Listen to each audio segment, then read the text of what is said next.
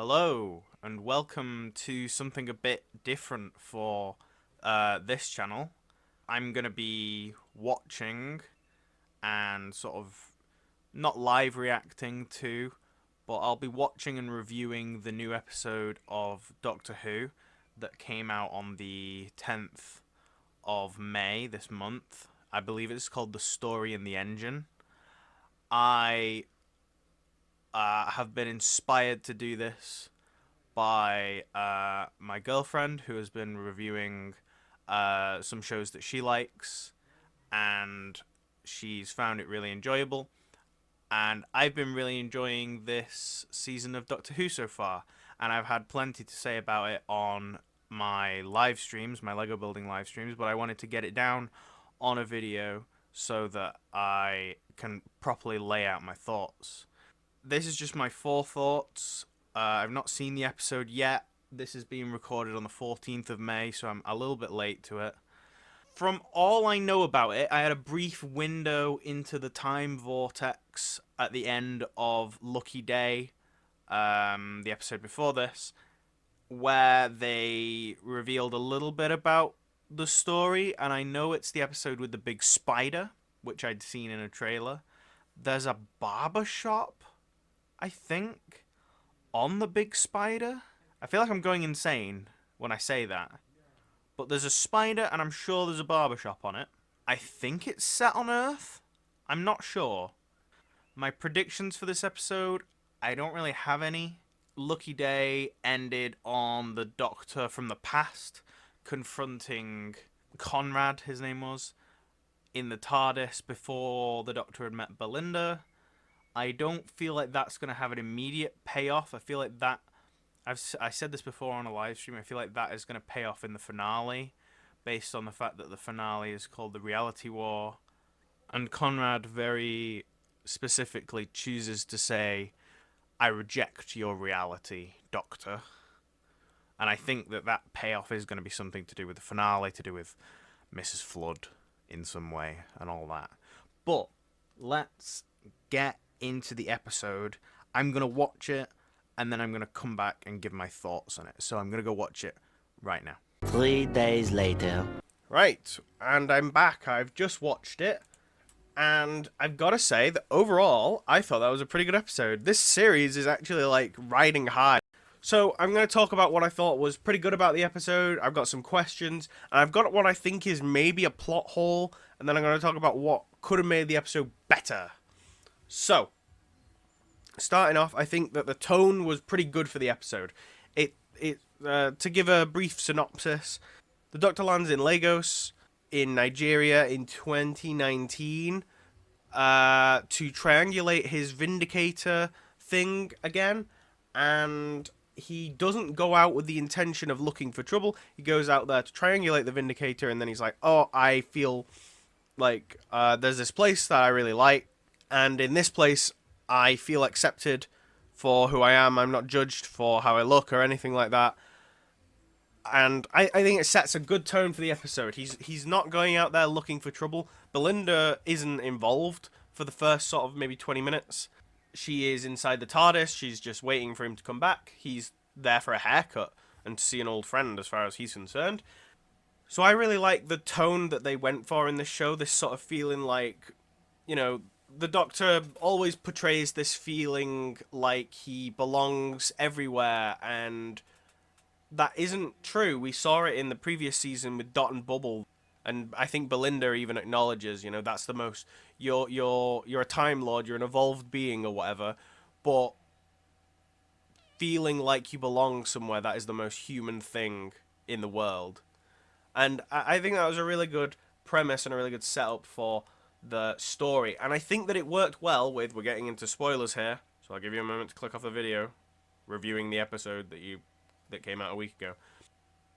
I think it worked well with the idea of there being a betrayal of trust with the Doctor and Omo, who ran the barbershop originally anyway. So I felt that was all really good. I really enjoyed the tone of this episode, and I really enjoyed the sort of eventual acceptance of this once mortal man that became immortal, and this sort of storyteller supreme, as he called himself. this acceptance of him into their society, the passing on of the barbershop to the guy so that he continues collecting stories because that is something that he is good at and that should be done. As well, I really liked that there were, when stories were being told in the barbershop chair, that those stories started appearing on the sort of window of the barbershop, I think it was.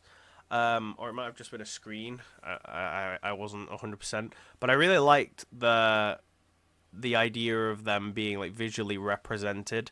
Like everything in this shop is physically connected to each other in some way, all designed with the idea of inspiring stories and collecting them at the same time. Um, I wish there were more of them because I think the only ones we got were the one at the start from Omo about the doctor saving the town from a fire, the one from the doctor about Belinda's day, the one from Abby about the slavery stories and the weaving of maps into hair, and the one from the doctor sort of about his life. I'm born, I die, I'm born. Wasn't done in the barbershop chair, but it had that like it recalled previous doctors. I wish there would have been more. I wish there was more time spent in the chair, as it were. I think it was interesting, and I found it interesting that the barbershop owner, the barber himself, the storyteller supreme, when he sat in the chair, he was cutting his own hair, although he was doing it with scissors. I like the mystery of it. I think that it was set up quite well. The idea of the doctor coming in, recognizing faces. I like the little bit of a mystery about who is Abby, because she's mentioned sort of in passing at a point in the episode, and it's not at that point where the doctor realizes it, even though he says he's seen her before. I liked the reveal of the barber not actually being a real god, so he's expounding all of this information about, oh, I'm Anansi, I am Loki, I am Bastet, I'm Dionysus, and then it turns out he's actually none of those people, but he kind of is at the same time. He's the driving force that keeps them alive, but he's also intending to be their undoing. Um, Unexpected Joe Martin cameo. That's another thing. The fugitive doctor makes a return, which was very unexpected, and I thought it was interesting that she implies that she'll be back in some regard. That she's got a story to finish herself if it ever gets told. Or that's a story for another time if it ever gets finished. It was almost like a cheeky little nod to the audience to be like, you know, we've still not done much with Joe Martin as the fugitive doctor. Yeah, I loved all the flashbacks to the other doctors. It had some of my favourite quotes in. The Ninth Doctor saying, so from the Doctor Dances, where he says, "Justice once, everyone lives." That was cool to see that come back. I feel like you don't see Christopher Eccleston acknowledged very often on the show sometimes, and it's cool to see it happen. Also, the 12th Doctor's speech from the Zygon inversion is my favourite speech ever. That was my favourite speech. I love Heaven Sent. That's my favourite episode. It has a really good speech in it. But Zygon inversion war speech clears it. And to see that come back briefly in an episode, really quite cool. I think I saw, or heard at least, every Doctor. I saw the second Doctor was on the first. Definitely saw 9. Definitely saw 10. Definitely saw 11. Definitely saw 12. Definitely saw 13. Saw Paul McGann. So saw 8. Saw Tom Baker. Didn't see David Tennant return. So sort of 14th Doctor. Didn't see the War Doctor. Did see the First Doctor. Did see the Third Doctor. The subtitles came on and said that the Fifth Doctor was speaking. I wouldn't have recognised his voice, if I'm honest. Who am I missing? 6 and 7. I think 6 was on there. I don't know if I saw 7. Interesting. But yeah, I liked the idea of the Doctor being a bottomless story. I thought the hair growing back was quite goofy, but I kind of enjoyed it. The idea that this this guy is so hyper fixated on using stories for power that he's like, yeah, part of my barbershop is going to be the fact that part of my magic space spider barbershop is going to be built around the fact that the hair of the people that I'm keeping here instantly grows back so that I can cut it again.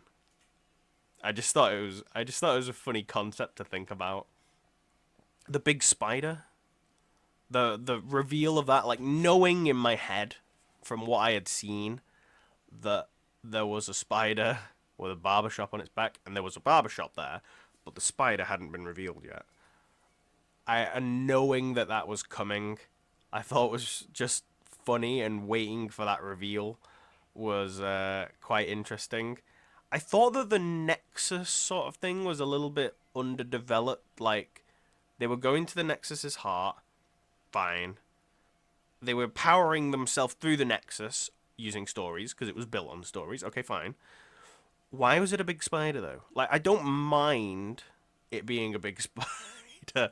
Maybe it was better that they didn't explain why it was a big spider, other than the fact that the Nexus was a bit of a web. But I don't know. I feel like there could have been more attention drawn to the fact that it was a massive spider. I thought it was a real spider as well. I was kind of disappointed that it was a robot.